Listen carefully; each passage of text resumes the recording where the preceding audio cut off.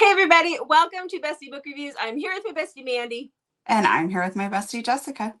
So today's video is forced proximity. This is, well, what would you call forced proximity? I mean, I guess it's pretty self-explanatory, but just break it down.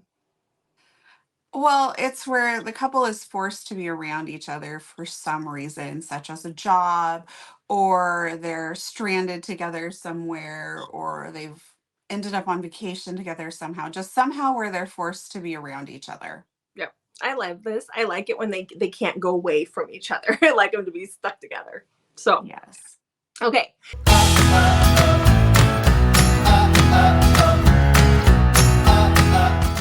But before we get started with that, what do you want to tell them? Well, make sure you hit that subscribe button because we love to give away free books and we're doing our road to 2K giveaways. So we have lots of good books. Our favorites are coming up that we'll be giving away when we reach 2K. But we also have some other things planned along the way. So make sure you always stay tuned to our videos. All right. So let's get started with some forced proximity. When this came up, I was like, I don't think I have a lot of this. And then I realized that 99% of what I read is forced proximity. So it was a pretty easy one to come up with. Yes. Yeah. Yeah. Okay. You want me to go or do you want to go? You go. Okay. All right. So I just dropped a bunch of pens. Okay. My first book is called Broken World. This is a series. They're all on audio, but it's a series. And I think there's like 6 or 7 books in this one series. They're by Kate Elmary. These are post-apocalyptic. I just found these this last week, and they've been consuming me this last week. So this is about Vivian. And in this world, there is people have gotten sick. The survival rate is less than, it's like, you have a 70% chance that you'll die. So it's less than 30% that you're going to survive. And so Vivian is traveling, like we're on martial law, like everything's locked down. You can only travel if you have paperwork. And so she has the paperwork. She's gone through the test to get the paperwork to prove that she does not have the illness. And she's traveling from the Midwest to California because she gave up her infant daughter for adoption at birth. And now her daughter is 4 and she just wants to say goodbye. She knows people are dying left and right. So on the way to California, her car breaks down and these 2 rednecks pick her up. One is named Angus and one is named Axel. Angus is like this. There's a lot of stereotyping in this book. He's, got a belly and he wears a wife beater and he's, got chew in his mouth at Copenhagen and he's spitting into a can the whole time. It's a thing. He's the older brother. He's gross. But this is between her and Axel. They say they're going to take her with them. She reluctantly goes with them. And then along the way, they're put into a lot of situations. And eventually all these dead people become zombies. And it's like a zombie thing. But they have to stick together at this point. They pick up a few people along the way. And they're all forced to be together. So that is one way to have forced proximity. I love it. I love post-apocalyptic. So I'm like sucking this up. This author has a ton that I hope to get to within the next couple of weeks. So it's good. Axel's not, he doesn't have a beer belly and he's more attractive than his older brother and not as gross and prejudiced. So just fair warning, check the triggers. Nobody's safe in this series. Okay. What's your first book? My first book is a book that I can't really give you much information about. So mine's going to be pretty short, but It is Come Break My Heart Again by CW Farnsworth. Okay. So this is a book that you kind of want to go in blind. The author recommends it as well. So I'm going to give you a little tiny info, but trust me, it is like one of my favorites of the year. So you definitely want to read this if you haven't yet. So this is about Elle and Ryder. And Elle, or is it Ellie? I think it's just Elle. Anyway, this is told in dual point of view, and it's also told in dual timelines. So something has happened and these 2 are no longer like speaking. They're not together. And we don't know why. And we kind of go through the dual timeline to kind of see the flashbacks. And sometimes those annoy me, but in this book, it works so incredibly well. So this is very angsty. It's very emotional. I cried quite a few times. And I don't want to tell you anything else, but there's definitely, it's forced proximity. There's second chance, first love, and it's extremely angsty, like I already said. And so life has happened and our couple is no longer a couple anymore and they're split up and you just have to read it to find out why. But oh my God, it's just really, really good. And I'm not I'm not doing it justice because it's really hard to talk about a book that you have to go in blind for. But this is one of my favorites. And so when we're doing forced proximity, I was like, I have to use it, even though I can't really tell you what it's about. So just trust me and go Okay. read it. Okay. And CW Farnsworth, if you read anything by her, you should know that you can trust her to put out a good book. Mm-hmm. Yeah, the one I don't think I've only read one of hers, but I really enjoyed it. It was a mafia one. It was good. So. Okay, so my next book is a Samantha Christie book. Like I said in one of our other videos recently, I've been reading a lot of her lately. She's good. She's good. So this is Stonebows. Let me tell you about it. Like I said, it was Samantha Christie. So this one is about Kyle and Elizabeth. So Elizabeth comes to the hospital where Kyle is a resident, and she is visibly pregnant and she's in distress. And so he helps her out. He's on his ER stint at that point. He helps her out. I think she had like placenta previa, where the placenta is over the cervix, and so that's why she was bleeding and stuff. And so then he sends her on her merry way. And then because he's got some, like, there was just something about her compassion wise, he thought things just weren't right, and she was alone and she was pregnant. He does a no and he gives her his phone number and says, if anything happens, because she's scared, if anything happens, just give me a call. So a couple weeks later, he is on his he's working the maternity ward, so he's on in his OB stint, and he gets a call from her that something is wrong, and he's like, come, I'll come to you. And she's like, no, don't come to me. He's kind of questioning her home life at this point, and she meets him at the hospital. Then she gets put on bed rest, and Kyle is assigned as her doctor, and the person, the doctor that oversees all the residents, I can't remember what they're called, but she has it out for Kyle. So she puts him, like, this girl is his only patient. He gets no other patients. So they are forced to be together. There is so much going on behind the scenes. We don't know what is going on with Elizabeth. Why is she abused? Is she homeless? Like, what's going on? Because she's not talking about her home life. Kyle starts to really develop a relationship with her and start to care for this unborn baby. And it's a whole thing. Loved it so much. So there you go. They're forced to be together because he's her doctor. Which is kind of a no-no, but it was still good. Little taboo there then. Mm-hmm. I didn't even think about that for taboo.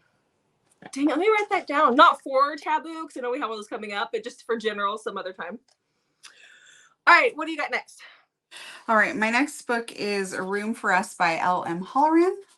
And so we have Zoe. Zoe's beloved aunt has passed away, and Zoe just got divorced. Things are just not going well for her. So she decides she's going to move back to Oregon and restore her aunt's Rose Inn. And it's very important to her, even though everyone else tells her, like, it's okay, you don't need to do this, but she is determined to do it. And one day she gets a call from Ethan. Forgot his name for half a second. And he is a writer. She doesn't know who he is, though, but he calls and he rents out the entire inn because he has some serious writer's block. He's a very famous writer and he really needs to crank out this next book. So Ethan shows up and she does not know who he is. She doesn't recognize him as this famous writer. And he kind of puts a lot of demands on her because he's wanting to separate himself from her because she also lives at the inn. So, and he's rented the whole thing out. So it's just the two of them. So he's trying to put in these barriers and he's like kind of comes across as an asshole a little bit. And this is how they spend their summer. So definite forced proximity happening here. But he is from clear across the country. So and I think I said Oregon, but it's in Idaho. My bad. Okay. He lives clear across the country. So that also kind of throws a different aspect into this. Really enjoyed this one. I really enjoy L.M. Halloran. She's a great writer. So definite forced proximity when you're both living in the inn and you're the only two people there. Exactly. Okay, so the next book that I have is Tate by BJ Alpha. This is number 2 in her Storm series, but you can read it as a standalone. I mean, I honestly would rather read the whole series because it's just that good in order, but you could if you really, really wanted to. So this is age gap. This is a little on the taboo side. This is so good. So this is about Ava. on her 18th birthday, she's a foster child, and she is at this party on her 18th birthday that's being held for foster kids. She's staying at a home that like where they go for the summer. It's being hosted by a rich couple who takes in foster kids during the summer to kind of give a little bit of a break to the foster parents or the group homes or whatever. So they choose a couple of foster kids that come and spend the summer with them. This is her 18th birthday, and she's at this party. And she sees this guy across the room, and yeah, he's a little older, but he is hot, and they end up hooking up and having a night together. Then the next morning, she goes down for breakfast, and lo and behold, there he is with his buddies, and that is Tate. So this is his parents' house. He was a foster child, but he was adopted by these guys, and every summer they hold this party. When he finds out she's a foster kid, he loses his mind because he's like, oh my gosh, is she even legal? Like, I didn't even ask. He's in his 30s. He should know better. He should have asked. But she had just turned 18, so she was at least legal. She was at least legal, but he is really having a hard time with it. They end up having a few more times together before that weekend is out or that summer is out. And then he breaks it off with her because he knows he should not be with her. Then we fast forward 3 years later, and he and his buddies have Storm Enterprises, and they're trying to get this ad campaign for this company, and they decide to bring in the interns. And that is where we see Ava show back up as an intern at his office. And at this point, he decides that she's going to work in his office, like literally like in his office, not on his floor, like in his office. And he is not letting her go again. Like, there's no way he couldn't forget her. She's his now. She's stuck with him. So in typical BJ fashion, this does have our breeding kink in it, but it has that forced proximity of forcing them together. It's a little taboo. I really liked Tate. So I know I say that about all the guys she writes, but she's just got these crazy over-the-top possessive guys that I like it. In the book, I like it. So what book do you got next? All right. My next one is The Brazen One by Daisy Jane. Have you read this one? No, it's actually downloaded on my Kindle too. All right. So in this, we have Goldie and Atticus. And Goldie is best friends with Beck. And Atticus is friends and works with Bo. And so Beck and Bo got together in the first book, The Wild One. And so now we have the two best friends that are forced together through the fact that their friends are together. Okay. So that's where a lot of this forced proximity comes from. So Goldie has been super bubbly and really positive and just kind of, I don't really know how to describe her without making her sound bad because she's not bad at all, but she's a little more concerned about other things in life, but just super bubbly. Like things don't really bother her, but she wants to look nice all the time, that sort of thing. And it's not a negative, it's just who she is.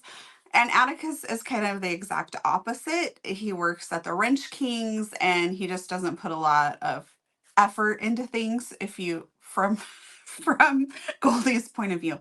Well, something happens to Goldie and her life kind of comes crashing down around her and she ends up moving to where everyone lives here in this town, which forces her together with Atticus even more. And they are supposed to go meet their friends up at the cabin, and they end up there and their friends don't end up making it because there's a snowstorm, so they're stuck together. Then there's a time where they get a little too drunk and can't drive, so they end up stuck together. So there's a lot of times where they're forced together. So it's a huge opposites attract situation, as well as you will never look at a cucumber the same because it's Daisy Jane. There's got to be something kinky in it, right? Right. So I really enjoyed their story a lot. I like the opposites attract and just how they kept ending up getting stuck together, sort of like fate was forcing them to realize that maybe they do like each other. Mm-hmm. Yeah, I do. I love Daisy's writing. I know this last week I read Where There's a Will, the week before last I read Where There's a Will, which is under Amber Hughes, but God, her writing is amazing. Like she really deserves more readers. That's for sure. So, Yes. Yeah. Okay. My next book is a Neva Altai book, and that is Burned Dreams. just grab it here. Burn Dreams by Neva Altai. This is number 7. I had to look at the side in her Perfectly Imperfect series. This is about Ravenna and Alessandro, or I think we called him Az, is what we called him in here. Anyhow, Az is working his way up in this mafia. He is trying to get revenge for something that happened about 8 years ago. And he's gotten himself into the position that he has become Ravenna's bodyguard. Ravenna was forced into a marriage to save her family, and she has married this guy who is absolutely horrible to her. And now she has this bodyguard. And because she's being forced into this relation or into this situation with this bodyguard, they're thrown together quite a bit. That's really all I'm going to tell you about it, because there's a lot that goes on behind the scenes in this book, and there's a lot. I just don't want to give anything away with this book, but he's out for revenge, and the way he's going to get revenge is through her to get to her husband, who's the guy he wants to get revenge on. So, you know, he doesn't have good plans, but things change when you're thrown together a lot, you know? So I would suggest reading the whole series. They're all good. The majority of them are on audio now, where it wasn't when I was first reading them, but they're not very, I mean, they get thicker as they go, but they're not very long. And they're just, every single one is so, so good. So if you haven't done that, do that. Yeah, definitely. Yeah. Okay. Okay, I'm going back to an inn. Okay, let's go back to an inn. All right. Okay, my next book is Someone You Love by Kristen Granada. And in this book, we have Charlie. Charlie's mom has passed away from cancer. And during this time, her and her mom had written a bucket list. And so she is determined to go finish all the things on the bucket list they were not able to do before her mom passed. And one of them is to like go stay at an inn for the summer, like live somewhere else for the summer, go to the beach, things like that, go kayaking. So she decides to stay at this inn for the summer and mark off all these things on this bucket list. And when she gets there, there is a very grumpy man, Bryce, who is the innkeeper's nephew. And Bryce just kind of comes off as a jerk, but really what's going on there is he was a football star in the NFL and he was injured. And when he got injured and couldn't play anymore, a lot of people that were in his inner circle that he thought were like real friends turned out not to be. And he just kind of has closed himself off to people. And there's a slight problem at the inn. There was an accident with, I think, a tree or something fell, and the room, they're totally booked, and the room that was hers is no longer usable at the time. So she has to go stay in the guest house where Bryce lives with him, which gives even more forced proximity to our inn situation. So that's where we go from there with our couple. Okay. Yay. There's something about being stuck in an inn. I don't care where they get stuck together as long as they are stuck together.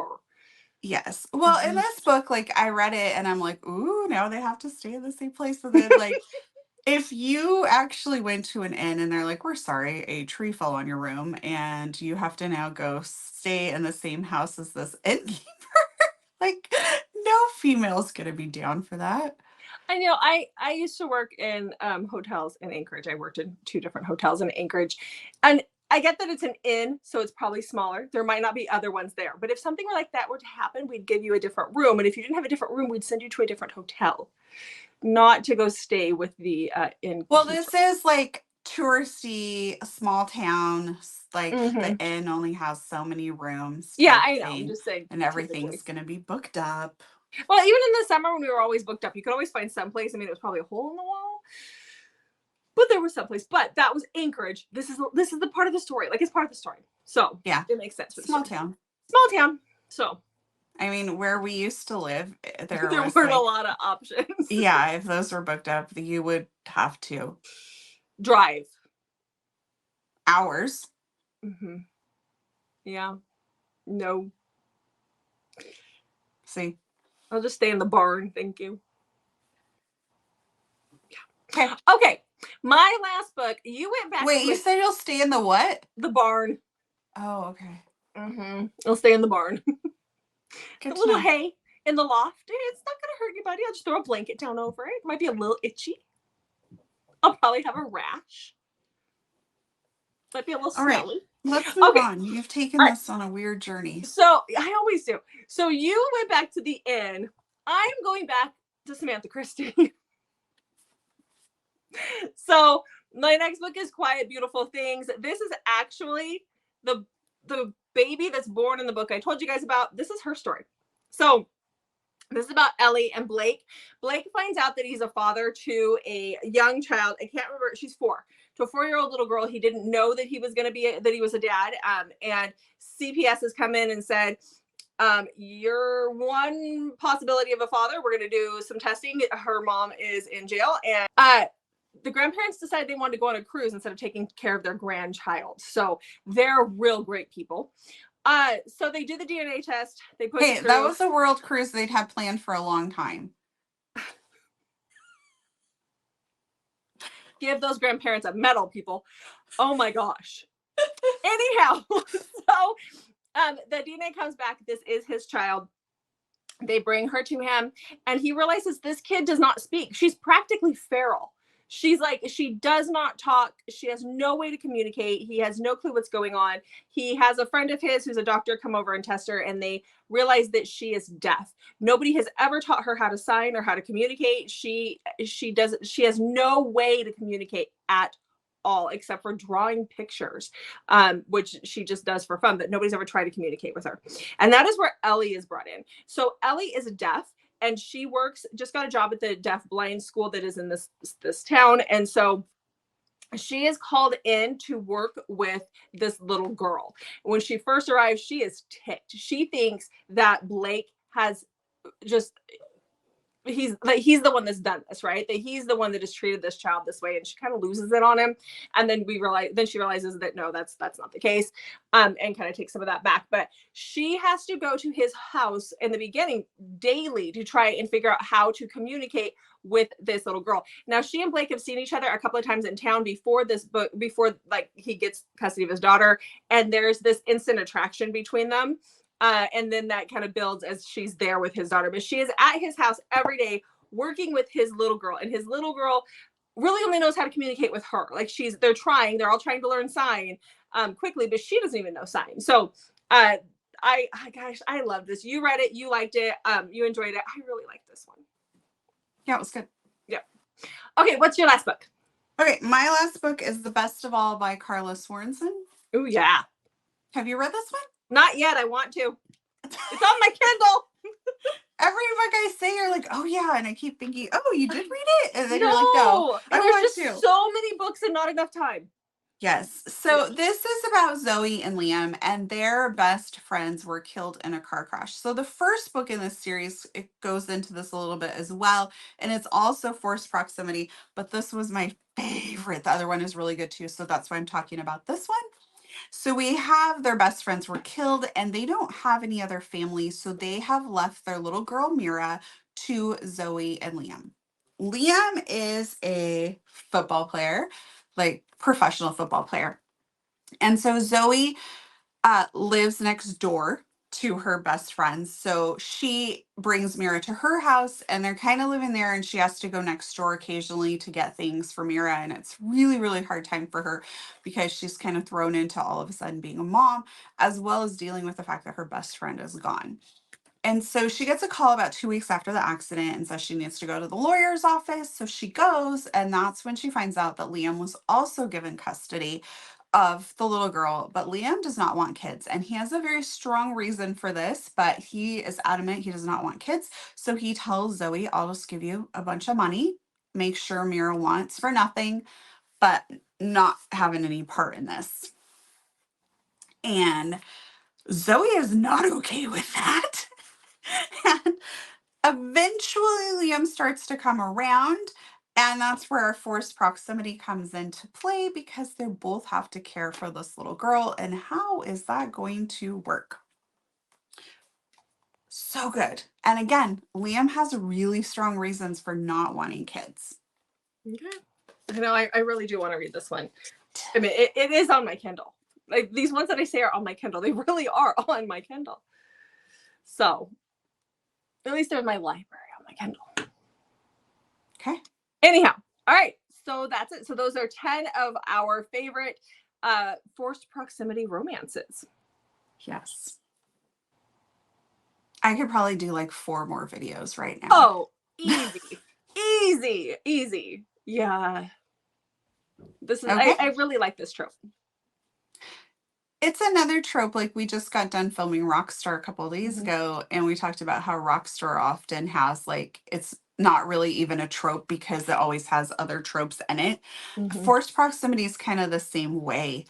Yeah. Like there's other usually tropes that come with it. Yeah, I mean, you could even pull in like forced marriage and stuff too into this because Yeah, they're forced true. to be together. So it could be any as you've seen in the video, all different kinds of forced situations. Yes. So, yeah. Okay. There's no room at the inn. It's a Bible story too. Way True. different though. Mm-hmm. Yeah. All right. Okay. Anyway, Mm-hmm. make sure you check back on Mondays, Thursdays, and Saturdays for new videos from us. Hit that subscribe button and hit that notification button because we like to drop surprise videos. Yep. Thanks for being here with us, guys. We'll see you in the next video.